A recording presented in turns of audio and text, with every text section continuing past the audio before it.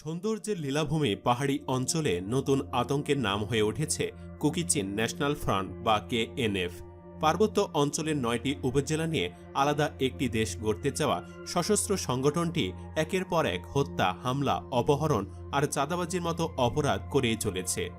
মঙ্গলবার বান্দরবানে ২ সেনা সদস্যকে হত্যা করার পর পাহাড়িদের পার্বত্য অঞ্চল থেকে তাড়িয়ে দিয়ে নতুন দেশ গড়ার পথে ভালোভাবে এগিয়ে যাচ্ছে সংগঠনটি। এখন প্রশ্ন হচ্ছে, আসলে কি বাংলাদেশের বুকে জন্ম নিবে আরেকটি রাষ্ট্র?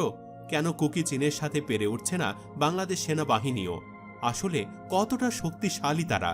এসব বিষয়ে মাথা নষ্ট করা সব তথ্য দিয়ে সাজানো হয়েছে ভিডিওটি। বিস্তারিত জানতে ১ সেকেন্ডও না টেনে শেষ পর্যন্ত দেখতে থাকুন। বান্দরবানের রুমায় সেনাবাহিনীর টহল দলের ওপর সশস্ত্র সন্ত্রাসী সংগঠন কুকি চিন ন্যাশনাল আর্মি হামলা চালায়।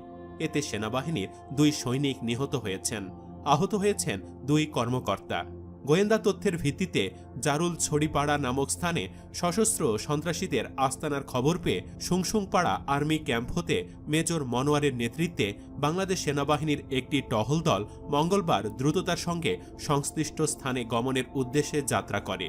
উক্ত টহল দলটি জারুল ছড়িপাড়ার নিকটস্থ পানির ছড়ার কাছাকাছি পৌঁছালে আনুমানিক দুপুর ১টা ৫৫ কুকি চিন সন্ত্রাসীদের ইম্প্রোভাইজড এক্সপ্লোসিভ ডিভাইস আইইডি বিস্ফোরণ ও অতর্কিত গুলিবর্ষণের সম্মুখীন হয়। এতে ২ জন অফিসার ও ২ জন সৈনিক আহত হয়।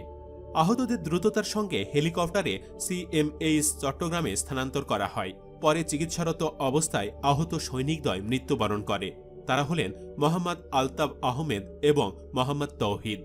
আহত অফিসারদ্বয় বর্তমানে চট্টগ্রাম সিএমএইচে চিকিৎসাধীন রয়েছেন। তারা হলেন সেনাবাহিনীর অফিসার ক্যাপ্টেন ইশতিয়াক আহমদ ও মেজর মনোয়ার। এর আগে র্যাব সদস্যরাও কুকি চীনের সাথে পেরে উঠতে পারেনি। আহত হয়েছিল ৬ জন সদস্য।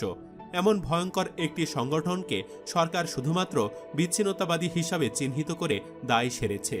কুকি চীনের সন্ত্রাসীরা বান্দরবানে মেতে উঠেছে রক্তের খেলায়। অপহরণ, খুন, চাঁদাবাজি থেকে শুরু করে নানা সন্ত্রাসী কর্মকাণ্ড করে বান্দরবানের শান্তি শৃঙ্খলা নষ্ট করছে তারা। এই সন্ত্রাসীরা একদিকে যেমন সেনাবাহিনীর টহল টিমে হামলা করছে, আবার কখনো টাকার জন্য পাহাড়িদের অপহরণ করে নিয়ে যাচ্ছে। এতে ভয়ে গ্রাম ছেড়ে পালাচ্ছেন অনেক পাহাড়ি। প্রতিনিয়ত এসব চললেও তাদের বিরুদ্ধে কথা বলার সাহস পাচ্ছে না অনেকে। এর আগে এপ্রিলে বান্দরবানে দুপক্ষের গোলাগুলিতে ৮ জনের মৃত্যু হয়। এই সংঘর্ষেও কুকি চীনের নাম আসে। কেএনএফ অবশ্য ভাত